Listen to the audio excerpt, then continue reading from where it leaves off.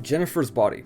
If you're watching this, chances are you've probably seen at least another video essay on the movie, considering the entire Guangdong province has already talked about it. Which is fair considering the movie is 15 years old and has everything a YouTuber loves talking about, with its well-written characters, relatable undertones, and critique of societal norms. Also, Ken Carson made a song about it. Directed by Karen Kusama, the director behind Girl Fight, and written by Diablo Cody, who you probably know from Juno, Jennifer's Body is a 2009 horror comedy movie which doesn't actually consist of 90 minutes of Megan Fox naked. That is reserved for TMNT4, the Bay Cut, coming to theaters near you in 2077. The movie follows these two high schoolers, Jennifer and Anita, in their wacky and uncharacteristic adventure which involves the average indie band, succubus murders, but most importantly, Johnny Simmons reprising his role as young Neil for a movie that would come out a year later. It was previously mentioned that a lot of people have already talked about this movie, which is not good for me considering my sub count is the lowest in comparison to all these other creators, meaning that at some point there will be a comment telling me that I copied from somewhere else. While I do have thoughts on this movie, I can't guarantee that all of them are completely original, considering there are only so many ways you can vary from someone else when analyzing the same piece of media. So in order to add some quote-unquote spice to this video, I'll be giving you the Nordograph cut. This being the cut where I actually acknowledge Chip's character beyond just pointless MacGuffin other characters use to satiate their need for validation and whatnot. Is this completely missing the point of the movie by giving importance to a character who isn't Needy or Jennifer? Yes, completely.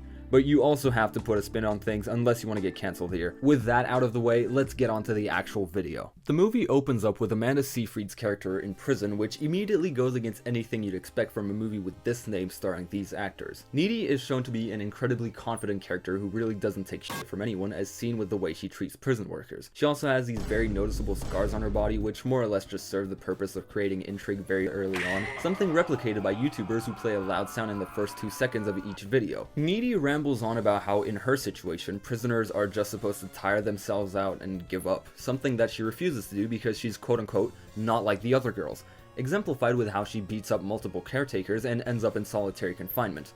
I'm sure this early monologue could be interpreted as an early instance of commentary on the position of oppressed minority groups, and how people in power often bring up issues for the sake of bringing them up without ever acting on it, but because this is only the first 3 minutes of the film and there definitely is more going on later in relation to that, I won't get too into it yet. The monologue ends with Needy mentioning that she used to be as normal as any girl under the influence of teenage hormones, but loosened up a bit after the killings, which is an early sign of the message of the movie also being on puberty. Indie music starts playing, Needy has the appropriate reaction, and a hard cut to a montage introducing the setting of this movie, Devil's Kettle. It's named this way because of a waterfall that somehow just leads to an endless vortex. This might seem unimportant, but the channel Making Media Better had a pretty cool theory about it, so I'll just link it in the description. Immediately after, we get a long following shot leading into this teenage girl's room, a few shots of her lips, and we learn that this is Jennifer, who's just up at night writing in a diary or something. How innocent. Needy then jump scares the viewer and points out that Jennifer didn't always look like shit, which finally gets us to the start of the movie, chronologically speaking. Yes, I'm aware there are shots that take place in the past,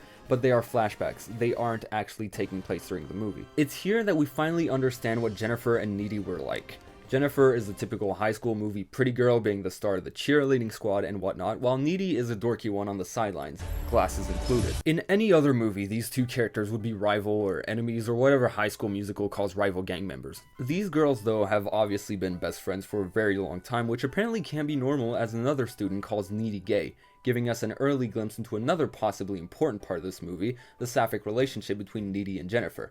Look, I'm not an expert in relationships, especially between women, considering I make videos on Danganronpa, so I've obviously never seen an actual woman, but these characters were definitely written to have some romantic chemistry.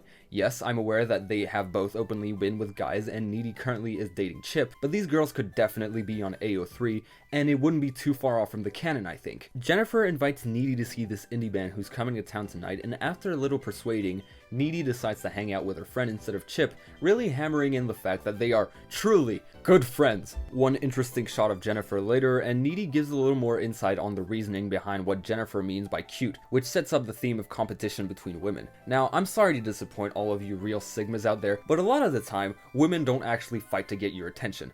Now, I'm not a woman, so I can't personally confirm this, but from the few that I actually talked to, they told me that this rarely happens because women aren't actually feral animals.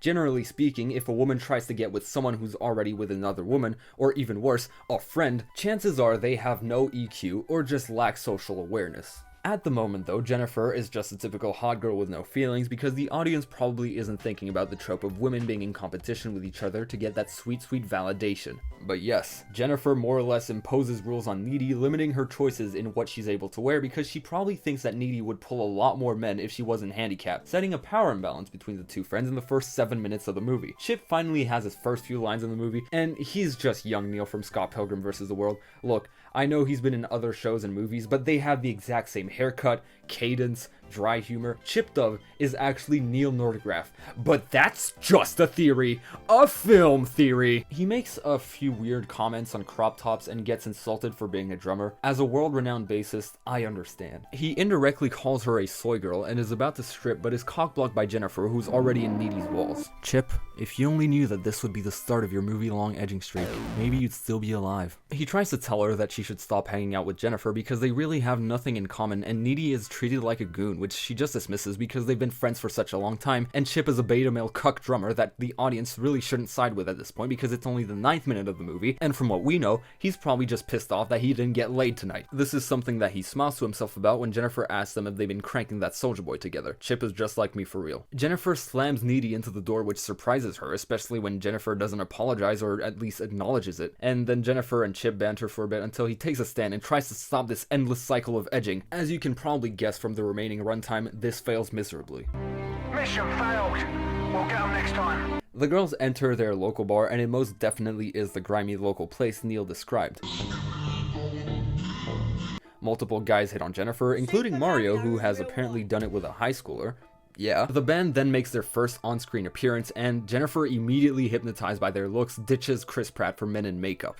The girls consider flirting with the band, but because Needy refuses, Jennifer has this pretty accurate take reassuring her by saying that tits have all the power. They're like quote-unquote smart bombs. While yes, it's pretty manipulative and simplistic, Jennifer knows that in this society, she can actually get what she wants. Yes, it's feeding into years of quote-unquote evolution with reducing herself to a sex object. She manages to get the lead singer Nikolai's attention. This scene is obviously exaggerated because I genuinely don't think anyone has to dumb themselves down to this extent in order to get a man's attention, but if this does in fact happen, my condolences. I know this may seem reductive of me to say, but this whole interaction between Jennifer and Nikolai feels like porn acting. Nikolai has more or less insulted all of rural America and generally comes off as something of a douchebag, but Jennifer never breaks character, instead of offering to buy a drink. Nikolai doesn't refuse, instead encouraging Jennifer to buy drinks, which could be a sign of him abusing his power. Considering Jennifer goes back to her normal self only after doing an epic 180, he can probably still hear her and know that she isn't just some dumb hot girl he could use to get satisfaction, but he doesn't do anything, really making him a hateable character from the start. To add insult to injury, band members then start discussing Jennifer and how they want to find a virgin because they didn't drive out here for nothing, which is an immediate red flag. Needy, God bless her soul, interrupts their conversation, calls Nikolai a Radiohead song, and confirms that Jennifer is a virgin, which would unknowingly cost her best friend her life. Jennifer then comes back to Needy and gets back into character, a little too in character maybe, because now she seems to be completely mesmerized by Low Shoulder's music. The song goes on and the two lead girls hold hands, which adds to that romantic chemistry. I know, holding hands means nothing. I do it with my homies all the time. You can believe we're not gay, but sometimes all it takes is a minor crumb for shipping wars to start, so you can best believe that one instance of hand-holding is going to be counted as important here. The bar then starts going up in flames because the music is so heat in the surprisingly intense scene where you can hear people being trampled in glorious 1080p. Needy, being one of the first people to notice the fire, grabs Jennifer and rushes her out while she's still in a trance from the music. Jennifer being in the state is almost never mentioned again for how bizarre it is or how long it lasts, by the way, so make of that what you will. The two girls then make it out and Nikolai finds them in the parking lot. He just deems that Jennifer is in shock, which seems like an easy way out considering how long she's been in the state, but sure. Like any respectable man, he offers to take the girls into his van. Yes, I too as a man would have the first reflex of inviting these two possibly traumatized girls into my van if I knew how to drive. This is just second nature for all gentlemen, of course. Needy reacts appropriately by declining the offer, but Jennifer doesn't do too much, instead drinking some of the alcohol offered to her by Nikolai because of course this man would offer alcohol to make people more impressionable. Your existence is God's failure. He's truly the Morrissey of the naughties. He kinda just grabs Jennifer by the arm and takes her into his van, convincing her that it was her idea. And when Needy attempts to help her out, she's faced with immediate rejection as Jennifer is seemingly into this and doesn't want to be brought home. When watching this movie for the very first time, you probably knew what was going to happen to Jennifer after stepping into that van. The band members have made it very obvious that they were untrustworthy with how they were specifically searching for virgins in these small towns, how Nikolai had been eyeing up Jennifer this entire song, and finally with how he took advantage of her being in shock by forcing her to take alcohol to take her away without giving much info on where they were headed or for what. This is definitely a setup for sexual assault, which is also a theme of this movie. While it's presented in a more supernatural and less overtly sexual way, the theme is definitely there, especially with the way that it's set up in the bar and how it evolves throughout the movie. Nikolai gives a Tumblr sexy man smile and drives off, leaving Needy to go home alone. Later that night, Needy calls Chip and is visibly troubled by everything she saw, which is understandable considering she just saw people die in a fire. She's worried about her friend while Chip is more worried about the other people who lost their lives at the bar, introducing a version of the trolley problem. Needy would choose to forget about everyone who died in the fire instead of opting to save one person, while Chip would do the opposite. This shows how easily our morality can be swayed when a loved one is involved in certain situations. Needy is definitely a logical person and more often than not probably cares more about the community rather than the individual. But because her best friend was involved in a completely different way, she now has stakes in the dilemma, making her choices seem more illogical from a utilitarian point of view. This is important because later on in the movie, this completely changes. This call is interrupted though when someone rings at the door and forces Needy down the stairs into this long tracking shot, which is a staple of horror movies. Boy, I sure hope there are no jump scares. Jennifer is now in Needy's kitchen, all bloodied up, which leaves the viewer with a lot more questions than answers. To make things even worse for us, Jennifer then raids the fridge for a rotisserie chicken, which she claims and devours, spitting this venom-like substance on Needy, who tries to stop her best friend from devouring all this chicken for herself. Jennifer gives the Joker laugh, and Needy tries to escape the kitchen to call a lifeline, but is instead thrown against the wall in a scene that for some messed up reason adds to the romantic/sexual chemistry between these two girls. After going in for a neck kiss, Jennifer exits through the front door, leaving Needy in the state that I wouldn't be able to describe considering there are probably so many things going through her head at the moment. So I'll just leave it at venom. The next day at school, Needy is clearly having trouble comprehending what she has just gone through as we get another flashback in which 5-year-old Jennifer and Needy are playing in a sandpit, where we once again get slightly more insight on the power imbalance between the two friends as Jennifer insists on being the pretty doll, while Needy has to settle for being the ugly one. This could be seen as a sign of power imbalance as Jennifer doesn't need to justify her distribution of the dolls, or this could be a flashback where kids are kids, and it isn't that deep. I'll stick with the former interpretation though because conspiracies are just more fun. Jennifer then walks in seemingly unfazed by everything that happened in the last 24 hours, something that Needy immediately notices and asks about because shrugging everything off so quickly is very unnatural, especially considering Jennifer might be Venom. She keeps trying to figure out what's up with Jennifer but is faced with gaslighting and insults. Truly, one of the friendships of all time. Their teacher, played by J.K. Simmons, then walks in and has a sad monologue about all the people who were lost in the flames. This somber tone contrasts with Jennifer's facial expressions, who seems ecstatic that a national tragedy has just occurred. Pair that with a few snide remarks about how their deaths were inevitable, and you've got yourself a new Jeffrey Dahmer fangirl. A few melodramatic moments later, and Chip is back.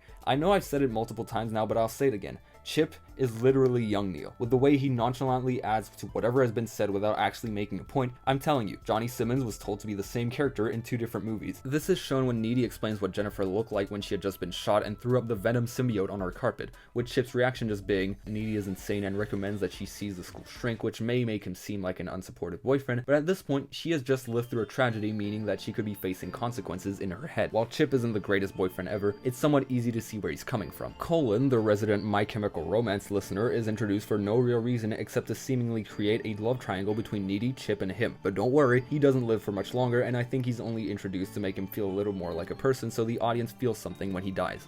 After school, we cut to Jonas standing alone on a field looking visibly sad.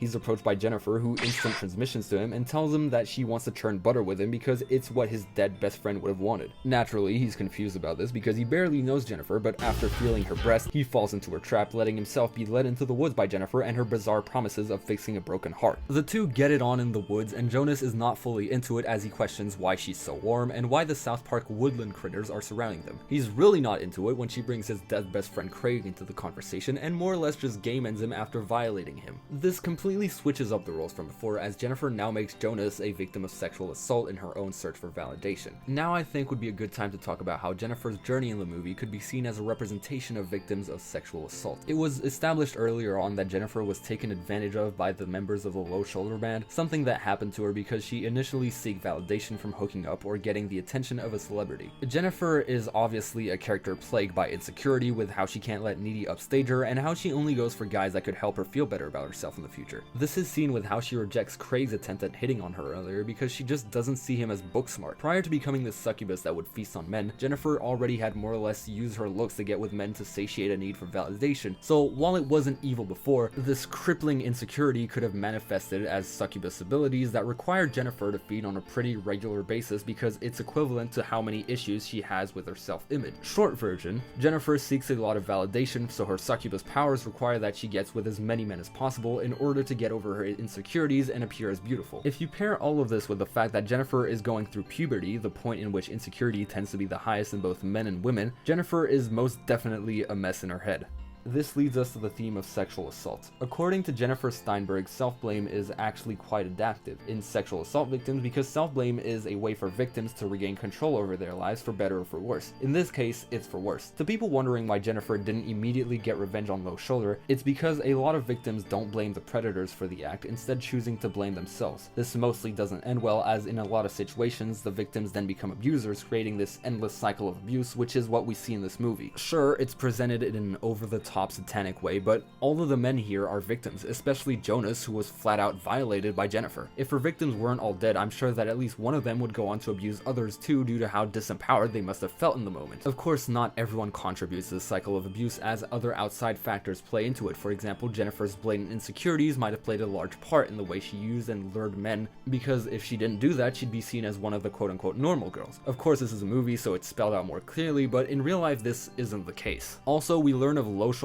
overnight success much to Needy's disapproval, which might seem out of place, but it'll make sense in a few minutes. The J.K. Simmons teacher then finds the woodland critters feasting on Jonas's dead bodies, which is a gory mess, proving that Jennifer is in fact a succubus who feasts on teenage boys. On a side note, we meet Needy's mom, who we don't see much of because she works multiple shifts to provide in a one-parent household. She's important because she probably partly is what motivates Needy to get her act together later on in the movie and in life with her badass no-nonsense attitude. Also, this starts the trend of having good parents in the movie, which is just great. Immediately after, we get one of the coolest shots in the movie, followed up by close-ups of naked Megan Fox, something that I joked about earlier and now regret because this TMNT might be closer than we think. Look, I know a lot of YouTube scholars love discussing this and another scene in the movie because it has something to do with the male gaze, and while I'd love to join that select group of people by throwing my own hat in the ring, there's only so much that can be said before it becomes a meaningless buzzword, so instead I'll leave this comment I found on the Pirate Bay which relates to the scene, and I'll shill this video by The Take because it's very good. All I will say on the topic is that if Danganronpa 2 was written by Karen Kusama and Diablo Cody, I'm sure that a lot of Mikan's glaring issues would be solved because, let's face it, a lot of the fanservice-y moments wouldn't exist anymore, or if they still did, they would serve a purpose. I know that fanservice and the male gaze aren't exactly the same thing, but in the case of Mikan and Danganronpa as a whole, I'm sure that the male gaze affects how some part of the games are written and played out. Needy and Jennifer share a call in which Jennifer is more ecstatic than ever before, which weirds out Needy because her friend lacks more empathy with every passing hour. She also seems dumbed down for some reason, which really just feels like that scene in Cabin in the Woods where they make blonde characters even more blonde to make the characters dumber. I know I said I'd refrain from talking about the male gaze specifically for this movie, but it's hard to avoid it with how in-your-face it is in the scene where Megan Fox sticks out her tongue and lights it on fire. This could be used to segue nicely into how I think Megan Fox is probably the best part of the movie, but instead I'll make a joke talking about how she name drops track 3 on Yeezus 4 years before it comes out. I am a god. Needy tells Jennifer that she needs to see Chip, but before she can leave, Jen asks her about his pickle size, which weirds out everyone because I'm pretty sure people don't naturally start conversations like that unless they're in Family Guy. This once again reintroduced the trope of competition between women that will mostly serve to drive a wedge between the two friends. Needy and Chip meet up and he tells her of Jonas's murder, which gets her to start theorizing about why this is happening. But before any progress is made, Chip just hits everyone with the "it's probably over," and they move on. It is what it is, I guess. Back at school, it seems like the universe has been affected with a filter that turns everything into a scene that looks straight out of Ozark, everything except Jennifer, who's still as peppy as ever. Bizarre, innit? Low Shoulder are more popular than ever too, as their song has more or less become associated with the tragedies of Devil's Kettle. This is relevant, trust me on this one. Needy gives us a hopeful monologue on how everything seems to be healing despite it currently feeling like shit. She ends this more emotional speech by calling everyone fucking idiots. A similar emotional moment is cut short by Jennifer, who interrupts J.K. Simmons' remembrance speech for all those who have died thus far. The empathy is truly leaking every passing day. Low Shoulder are also giving back to the community, apparently. How kind. Of course, Needy can't stand for this because it's complete BS, but at this point, Low Shoulder have reached the point of having stance. Oh no. Another girl named Chastity Meat rides Low Shoulder in a similar fashion to stands of other popular people who I will not name for fear of being doxxed. Jennifer also looks a lot more tired than usual, which knowing her doesn't mean anything good for the guys at school. Speaking of guys, Colin comes back and makes the grave mistake of asking Jennifer out. Colin, my sweet Colin, you should have turned your back when you had the chance. Luckily for him, she rejects his offer, which may hurt him for a bit, but at least he's not dead. Needy tells Jennifer about how she finds him cool, which was a terrible mistake, as now Jennifer invites Colin over. Now this moment is important because it highlights Jennifer's needs to feel validated even more, as she has to quote-unquote put Needy back in her place by showing her that she can get with anyone she wants. Not only does it point out the insecurities present here, it also links back to the competition between women trope because Needy doesn't know she's in a competition to get the guy. Jennifer, on the other hand, feels pressured to get with Colin before her, which may seem like bizarre thought patterns, but is completely present here, and it might seem normal to her, I don't know. This is especially seen when Chip shows up right after, and Jennifer attempts to approach him while doing the dumbing herself down and raising her voice pitch thing she tried early on Nikolai. This quote-unquote threat is noticed by Needy, which forces her to grab Chip in for a kiss because she can't allow her supposed best friend to get with her boyfriend, hinting once again that Jennifer is probably not a good friend. Chip and Needy waka in the bedroom, but has to stop because she gets bizarre visions of Jennifer and Jonas just sitting there in the corner of the room. Who knew that Jennifer's body was actually a psychological thriller? Unfortunately for Chip, she sees these apparitions because Colin is probably being murdered at the same time, which forces her to run out of the house to find Jennifer. Chip is truly an edging master. It's also unclear why Needy and Jennifer seem to have this telepathic bond that allows them to know what the other is doing, but it's convenient for the movie and makes the plot move forward, so I guess it's fine. We then see what's happening with Colin, and just like Jonas, he becomes more uncomfortable with every passing seconds as he heads towards the address he was texted. The setting is dark and full of identical houses, which would be a concept used in the 2019 film Vivarium. Boy, I do love American suburbia. The only place on the street with a light on seems to be Jennifer's house, which should be already a red flag, but he enters anyway because the sword is mightier than the pen. Her architect must know Japanese because this house is empty and seems to be undergoing renovation, something that doesn't bother Colin as he just enters through the window. Colin is a real one. He could never catch a case, so why his face looks so emo. He goes upstairs and finds Jennifer in this unfurnished candlelit room. Truly romantical. She goes sicko mode on his arm and breaks it so it's no hands like soccer teams tonight and eats him alive because that's just her thing. If Colin was still alive, he'd probably hate her, he'd want to play her like a piano. Once again, we get an instance of Jennifer assaulting someone, and while this time it's slightly less overtly sexual as they aren't completely naked in the woods, she still uses her position of power to get what she wants. Colin is also uncomfortable with this, pointing out that she probably doesn't give a fuck about his family name and tries to escape, but he was done the moment he chose to enter the crack house. You could argue that this killing was worse than the first one because she actually made it seem like she was interested in Colin and forced him into submission by bringing him to an unfamiliar territory and slowly taking away his agency, but I still believe that Jonas's was harder to watch because unlike Colin, he was still going through the stages of grief for his best friend. That doesn't mean I don't think what happened to Colin is horrible, but it doesn't make me feel disgust as much as it did with Jonas. The two girls run into each other in the woods where Jennifer does her best impression of a deer, but after scaring Needy off with a FNAF jump scare, the two subconsciously decide to call it quits and meet up in Needy's bed. I'm sorry, what the fuck? Yeah, so the two share a decently long kiss, and it's probably one of the most drawn out scenes in the movie. Once again, there's something to say about how this shot was made for the male gaze, but I don't really think I can do a better job than this video, so I'll just share this timestamp comment I found on the Pirate Bay because I think that's a pretty easy way to summarize the intended effect of the scene. This is also where the sapphic representation climaxes, as not only is it most overtly shown in the scene, it's probably where Jennifer's love for Needy peaks in the story as she has just taken out a potential rival and is more confident than ever that she can get with her. Now, these girls like each other. There have been little hints throughout the movie, but I think it's a lot more apparent on Jennifer's side because unlike Needy, she isn't in a committed relationship. From the start, it's clear that Jennifer and Chip have a rivalry, but it's never acted upon because the three characters in this love triangle have some human decency remaining. draining. When Jennifer becomes a succubus, she in turn loses a part of her humanity, which allows her to make more rash and irrational decisions, such as brutally killing anyone she could see as a threat to her relationship with Needy, as well as just having the confidence to act on her love and kiss Needy for the first time. This also means that the killings of Colin and later on Chip were born out of insecurity, as she feels inadequate for Needy with these men that could get more attention. And this isn't a case of unrequited love either, because when Needy is given an opportunity to stop making out, she makes a conscious decision of continuing, showing that these girls definitely feel attraction to each other. It's just a shame that for it to fully come out, it took 2 murders and multiple years, probably a commentary on how certain people feel the need to repress their homosexual desires due to societal norms and hundreds of years of discrimination. Needy feels the need to stop, see what I did there, and tries to call the police because she is currently going through a home invasion, but Jennifer reminds her of the power of her breasts, which shuts down any attempt of getting help. Jennifer then says that she wants to explain things to Needy, either in a way to gaslight her into thinking that they should remain friends because she's artificially trying to regain trust and cover her tracks or something, or because Jennifer genuinely wants her friend back. This is where we learn of what actually happened that night after the bar burnt down. If it wasn't obvious already, these band members are most definitely abusers and were really desperate to find a virgin in rural America. It's also a good time to talk about how good Megan Fox is in this movie. I know she gets a lot of bad rap because of Michael Bay, but in this movie she is by far the best part, which is saying a lot considering every actor pulls their own weight very well in this movie. We all know Megan Fox is an attractive person, which is why she's in Michael Bay movies, and while this movie helps play this up too, I think that Megan Fox perfectly conveys the fragility of that persona through her acting. Yeah, she seems confident and promiscuous on the surface, but deep down she's insecure, and at the end of the day she's just a teenager struggling with puberty just like everyone else at that age.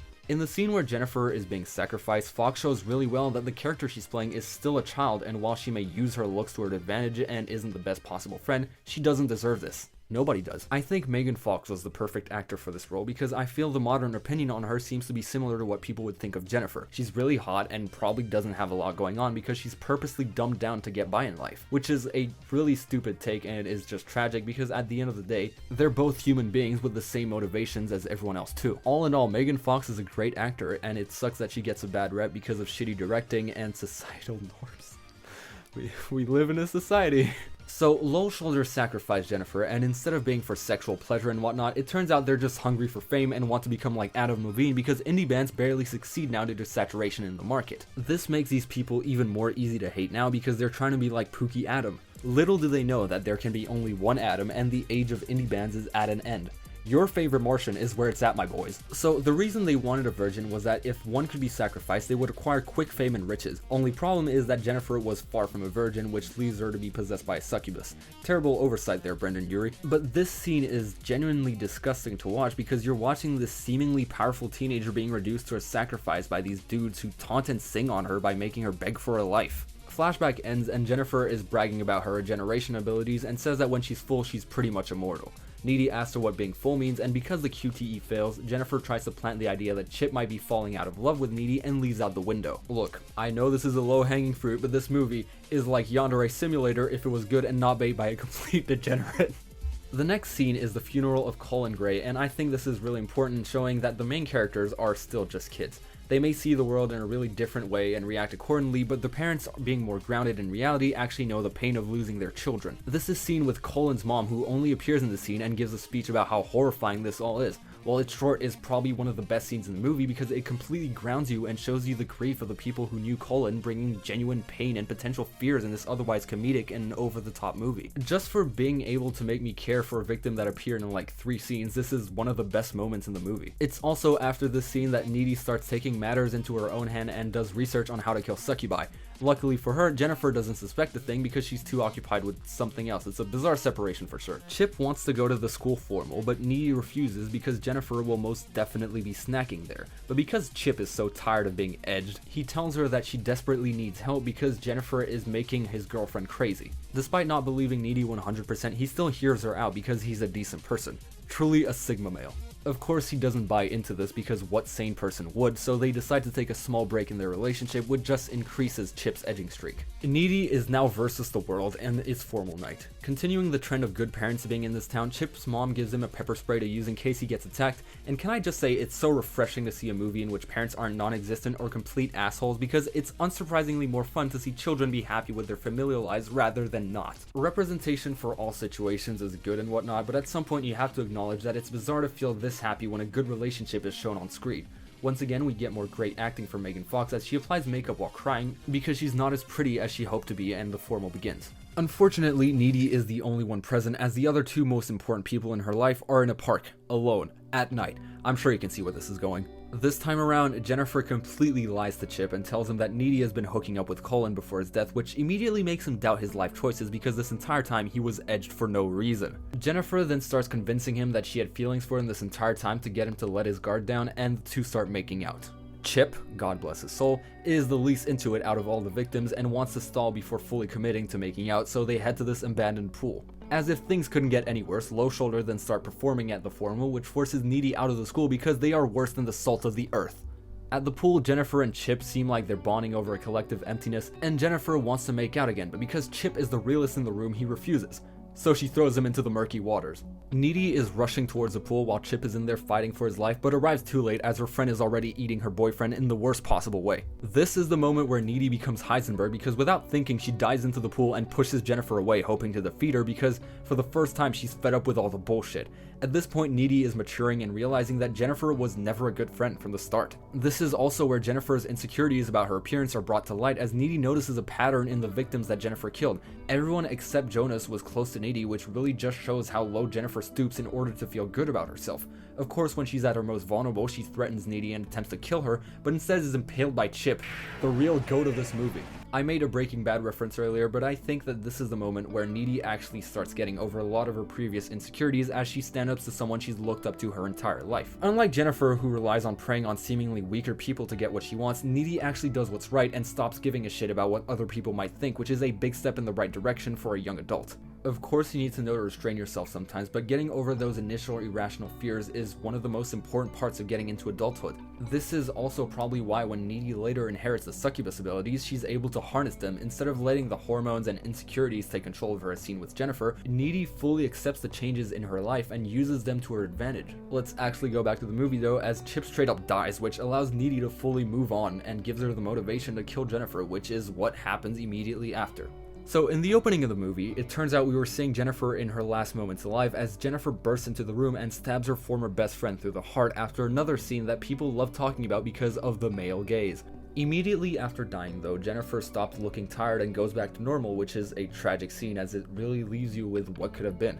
During Needy and Jennifer's tussle on the bed, not a euphemism for sex by the way, Needy rips off her friend's BFF necklace, which represents how she's moved on from liking her, which defeats Jennifer as she drops her guard down completely. In order to win in this movie, Needy had to give up on everyone she loved, which makes her victory very hollow. She might have been able to quote-unquote grow up, but the sacrifices far outweigh the prize as now she's more alone than ever. This is a great lesson for life because as necessary as changes, it's never going to be easy and chances are people will get hurt. Sure, it won't always end in murder, but that doesn't mean it's painless. If the complete silence and shock on Needy's face wasn't enough, Jennifer's mom comes in and mourns the loss of her daughter, really hammering in the fact that yeah, she was just a child at the end of the day. Sure, she ended up killing people, but if it wasn't for Low Shoulder, she would have lived a somewhat normal life, I'm guessing. I really admire this movie for making you care about these characters that either serve little purpose or are simply just murderers.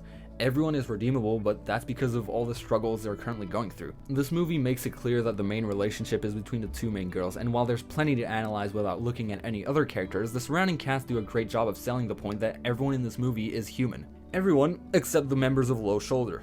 Afterwards, we cut back to Needy in prison, who has gone through the removal of Glass's glow-up, trademark, and she casually escapes prison using her succubus powers.